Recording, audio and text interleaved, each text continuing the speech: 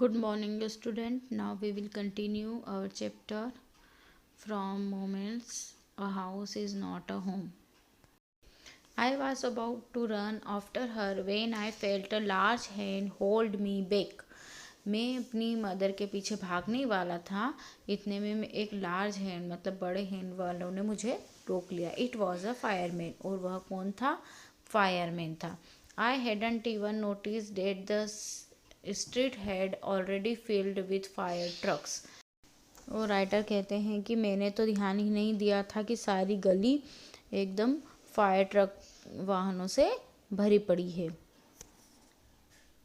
I was trying to free myself from his grasp, yelling, "You don't understand, my mother is there."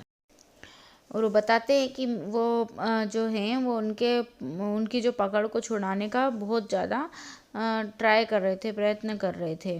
Grasp मतलब जो पक्की पकड़ जो थी वो उसको हटा रहे थे और चिल्लाते हुए कह रहे थे, आप नहीं समझते, मेरी माँ अंदर है. He held on to me while other firefighters ran into the house. उन्होंने मुझे पकड़ा रखा जबकि दूसरे फायर फाइटर जो थे वो हमारे घर के अंदर भागे. He knew that I wasn't acting very logically and that if we were to let go I had run, it was right. वो बता रहे हैं कि अगर वो इतनी तेज़ी से पक्की पकड़ नहीं करते तो मैं वहाँ से, अगर वो मुझे लाइटली देते तो मैं वहाँ से भाग जाता. और ये बिल्कुल सही था. It's all right, they will get her, he said. उन्होंने कहा, मुझसे कहा कि सब ठीक ठाक है और हम तुम्हारी मदर को बहुत ही जल्द बाहर ले आएंगे. He wrapped a blanket around me and set me down in our car. और उन्होंने मुझे ब्लैंकेट से रैप करा, मतलब पूरा उन्होंने लपेटा और मुझे अपनी कार में बिठा लिया. Soon after that, a fireman emerged from our house with. थोड़ी देर बाद देखा तो जो फायरमैन थे वह हमारे घर से बाहर आए और साथ में my mom in toy.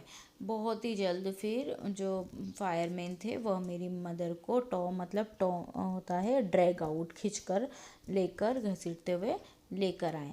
He quickly tucked her over to the truck and put an oxygen mask on her. और उन्हें जैसे ही जल्दी से बाहर लेके आए वैसे उनके मुंह पर ऑक्सीजन लगा दिया. आई रेन ओवर एंड हग्ड हर. और मैं दौड़कर भागा और मेरी मदर से मैंने हग करा, मतलब गले लगा लिया. All those time I ever argued with her and hated her vanished at the thought of losing her. अब कहते हैं ऑथर कि हर टाइम जब भी मैंने मेरी मदर से लड़ाई की थी, आर्ग्यूड करी थी, उनसे मैंने बहस करी थी, तो वो सब वेनिश हो गया, ख़त्म हो गया. किस डर से? कि उसे खो न दे, उस डर से वो सब चीज़ें चली गई, उसने ये सब खो दिया. She is going to be okay, said the fireman. Fireman ने कहा कि तुम्हारी मदर बिल्कुल अच्छी हो जाएगी, ओके हो जाएगी. She just inhaled a little smoke. अब उसके जो गले में है वो स्मोक थोड़ा चले गया है, इस कारण से ही वो ऐसी हो गई है. And then he ran back to the fight the fire while my mother and I said they are डेस्ट. अब फायरमैन जो थे वो अपने चले गए जब उन्होंने पूरी आँख बुझा दी. और मुझे याद है कि मैं और मेरी मदर जो है वह ये सब देखते ही रहे बहुत देर तक. I remember watching my house burn down and thinking that there was nothing I could do about it. फिर आँख बुझाने के लिए वापस से वो अंदर भाग गया जबकि मैं और मेरी माँ भौचक्के से बैठी रही. और मुझे याद है कि मैं अपना घर को जलता हुआ देख रहा था, इस सोच में कि इसके लिए कुछ नहीं कर पा रहा था. 5 hours later the fire was finally out. 5 घंटे बाद आखिरकार आग बुझ गई। Our house was almost completely burn down, और हमारा घर जो था पूरी तरह से जल गया था। But then it struck me I hadn't seen my cat. Where was my cat? Much to my horror. तब मुझे ख्याल आया, मैंने अपनी बिल्ली नहीं देखी थी। मेरी बिल्ली कहाँ गई थी? खौफ से, भय से कांपते हुए उसने महसूस किया कि कहीं भी नहीं थी। I realised that she was nowhere to be found. मैंने उसे कहीं भी नहीं देखा। Then all at once it hit me. फिर एकदम मुझे ख्याल आया, the new school, the fire, my cat. I broke down in tears and cried. I was suffering loss big time. कहीं भी नहीं थी। एकदम मुझे ख्याल आया कि नया स्कूल, आग, मेरी बिल्ली। मैं फूट पड़ा और रोता रहा। मैं बहुत बड़ा नुकसान सह रहा था। The fire wouldn't let us go back into the house that night. उस रात अग्निशामक जो आग बुझाने वाले थे, फायरमैन, वो हमें घर में वापस नहीं जाने दे रहे थे। It was still too dangerous. वह अभी भी बहुत खतरनाक था।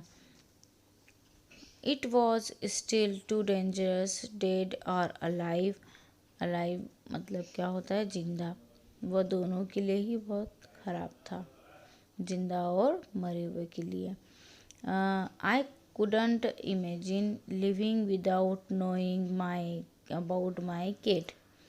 वहाँ मैं अपनी बिल्ली के बारे में जाने बिना वहाँ से जाने की कल्पना भी नहीं कर सकता था। इसकी परवाह न करते हुए मुझे जाना पड़ा।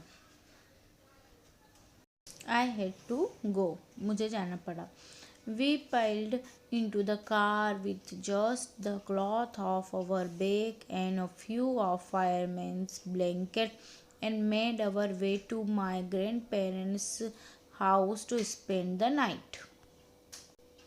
पहने हुए कपड़े और फायरमैन ने जो कुछ कंबल के साथ हम कार में ही रहे। रात बिताने के लिए हम फिर दादा के, हमारे ग्रैंडफादर के यहाँ पे चले गए। The next day Monday I went to school. अब जब नेक्स्ट डे, अगले दिन सोमवार था, मैं स्कूल गया। When the fire broke out. जब आग लगी, उस समय मैं वही कपड़े पहना था जो सुबह मैंने जाने के लिए पहने थे। I still wearing the dress I had worn to church that morning. जो मैं चर्च जाने के लिए मैंने सुबह पहने थे, वही कपड़े में जब तक पहना था। But I had no shoes. परंतु मेरे पास शूज़ नहीं थे। I had kicked them off when I was doing my homework. अब मैंने होमवर्क करते समय ठोकर मार दी थी और वह आग की भेंट चढ़ गए। वहीं पर ही वो आग में जल गए। They became yet another casualty of the fires. So I had to borrow some tennis shoes from my aunty. तो इस कारण से मुझे अपनी आंटी से शूज़ उधार लेने पड़े। Now we will continue this chapter on tomorrow. Thank you so much. Take care.